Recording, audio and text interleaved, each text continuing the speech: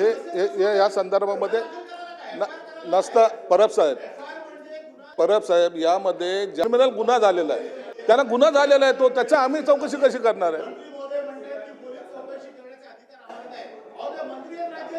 अहो ते मला नाही, ते आमच्या खात्याला नाही, ते माझ्या खात्याला कसले अधिकार आले? पोलिसाचं काम. निश्चितच या प्रकरणामध्ये आम्ही गांभीर्याने घेतलेलं आहे. 2 लोकांना निलंबित केलेलं आहे. जे निवृत्त झाले ते 2019ला झालेले, 2019ला झालेले. आता त्यांनी त्यांचे ड्यूज घेतले का नाही घेतले हे थोडं तपासून पाहावं लागेल. निश्चितच फौजदारी कारवाई करण्याच्या संदर्भामध्ये सुद्धा आम्ही गांभीर्याने घेऊ, परंतु राठोडांना जे काही फोन आले असेल किंवा धमकी आली असेल त्याचा आणि जात पडताळणी समितीचे जे काही सदस्य किंवा जे काही अधिकारी असतील त्यांचा कुठं एकमेकाशी संबंध आहे का हे बी तपासल्या जाईल. हे या संदर्भामध्ये नसता परब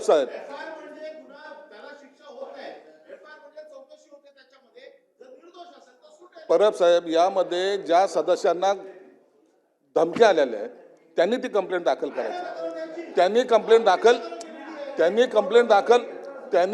दाखल केली, याची चौकशी पोलीस करतात.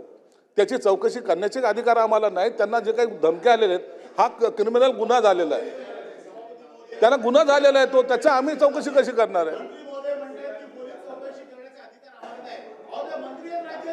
अहो ते मला नाही, ते आमच्या खात्याला नाही, ते माझ्या खात्याला कसले अधिकार आले? पोलिसाचं काम आम्ही करतोय का?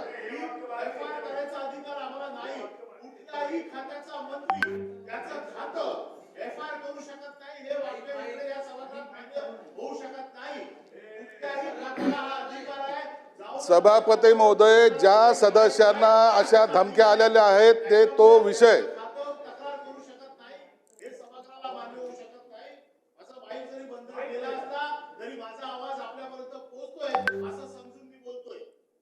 आणि ते रेकॉर्डवर येते. मला वाटतं मंत्री महोदय पूर्ण उद्या आपण बसत आहोत.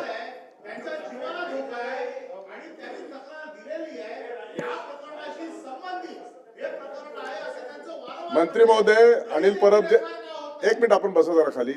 त्यांनी जो प्रश्न उपस्थित केला आहे की ही घटना 12/13ची आहे, त्याची चौकशी झाली, त्याचा अहवाल सादर झालाय, त्याच्यामध्ये आपण 2 अधिकाऱ्याला आता सस्पेंड देखील केले, ते 19ला निलंबित झालेले आहेत, हे सगळं पटलावर आलंय. तथापि त्यांनी जो अर्ज केला आहे त्यावेळेस जी कंप्लेंट केली आहे त्याच्या अनुषंगाने पोलिसांना चौकशी करण्याचे निर्देश द्या.